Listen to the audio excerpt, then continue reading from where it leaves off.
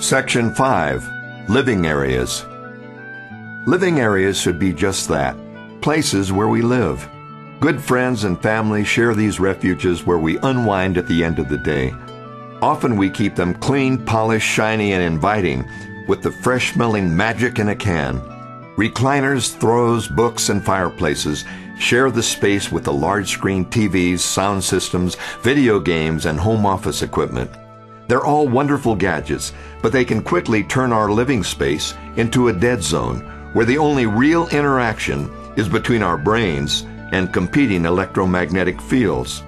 We must pay particular attention to our living areas so we don't pollute our bodies, minds, or relationships.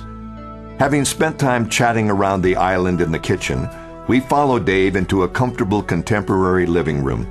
The furniture, positioned to make conversation easy, is upholstered in warm, textured neutrals that are offset by brightly colored throw pillows and a rich brown wool rug.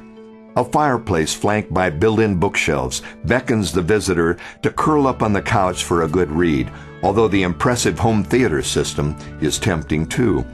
The personal photographs that adorn the walls are the final touch for making this room a relaxing gathering place for family and friends. Around a corner, steps lead to a second-floor landing, and over a low wall, the edge of a computer screen is visible and reveals an open office. We were intentional with the material we chose for the decor. We picked materials that are easy to maintain, so we don't have to rely on heavy cleaners. We also tried to use natural wood glues and finishes, but we still have some work to do. What sort of things did you need to consider in relation to the baby? Renee has done a ton of research on making this a safe place for Andrew. He'll soon be toddling all over the place, gumming the couch cushions and chewing on anything he can get a hold of. Given the concerns you have for chemical cleaners, what's used on these floors to keep them so shiny? To be perfectly honest, I don't do the floors very often. But I do know Renee has experimented with old-school cleaner recipes like baking soda and vinegar. She's been pretty happy with the results. We haven't gone totally low-tech, though. We use our steam mop all the time. It's amazing how things come full circle. The cleaning industry has spent the past 3 decades creating products for cleaning jobs that we didn't even know we wanted to do. And now we're looking back at what our mothers or grandmothers used to scrub their floors.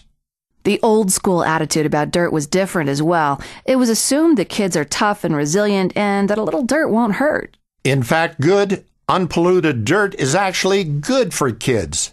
It's the chemical clean that worries me, along with fire retardants. Our air is actually full of contaminants.